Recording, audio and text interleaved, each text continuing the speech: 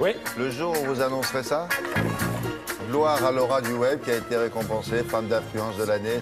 Bon, quand elle sera majeure, mais... Si ça ne tenait qu'à moi, ce serait déjà fait. Bien sûr, bien sûr. Est-ce que les journaux ont eu le temps d'intégrer, bien sûr aussi, la libération de Serge Lazarevitch? Oui, alors c'est à la une de certains journaux, mais vraiment à dose homéopathique. Et encore, si je vous en parle, vous êtes privilégié parce que je ne les ai pas vus, les journaux. Oui, parce que quand on fait la revue de presse, William, on a un problème qui parfois se transforme en ennemi. Ce problème s'appelle le syndicat du livre. Parfois, il est en grève, et quand il est en grève, il n'y a pas de journaux. Et une revue de presse sans journaux, c'est un peu comme un couscous sans semoule. C'est un peu compliqué à réaliser. C'est moins bon, mais enfin, j'ai des ressources.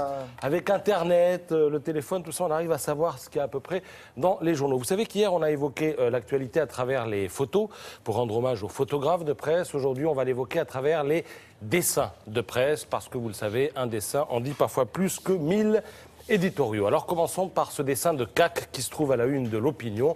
Il est question, bien tenez, justement, de la CGT.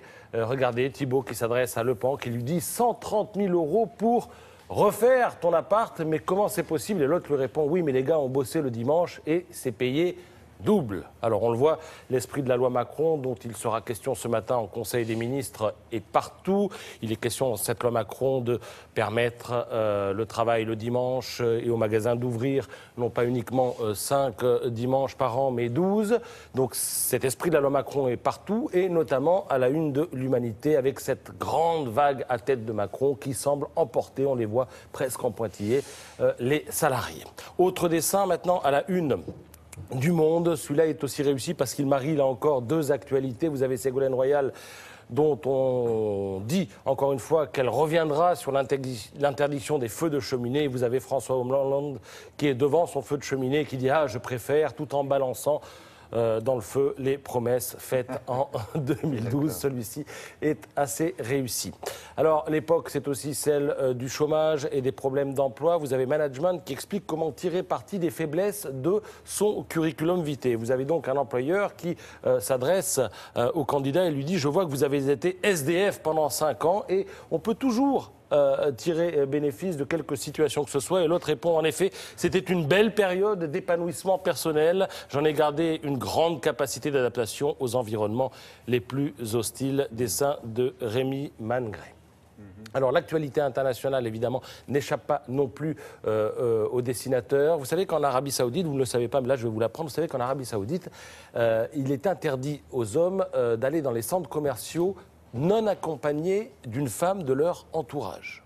Non, c'est l'inverse. Non, si, les hommes ne peuvent pas aller dans un centre commercial. Je croyais que c'était les femmes qui ne pouvaient pas se déplacer sans avoir un frère, un mari ou un père à côté de... C'est ce que je pensais, et je lis le contraire dans Courrier International. Ah bon? Et alors, que font-ils les hommes?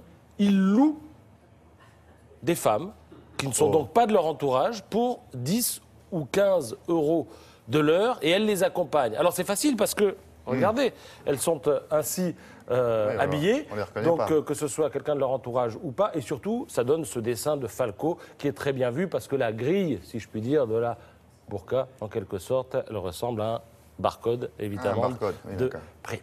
L'actualité internationale, toujours avec Kobané en Syrie, avec ce dessin de Chapad dans El Hayat, où l'on voit que la Turquie surarmée joue les autruches au regard de ce qui se passe de l'autre côté de sa frontière. Jeune Afrique évoque le drame des clandestins. L'Organisation mondiale des migrations explique que 3000 clandestins mourraient chaque jour aux portes de l'Europe, et ça donne donc ce dessin avec d'un côté un bateau où l'on a « Frères clandestins, l'Europe, c'est par là », et l'autre, il y a erreur. Nous sommes des exilés fiscaux.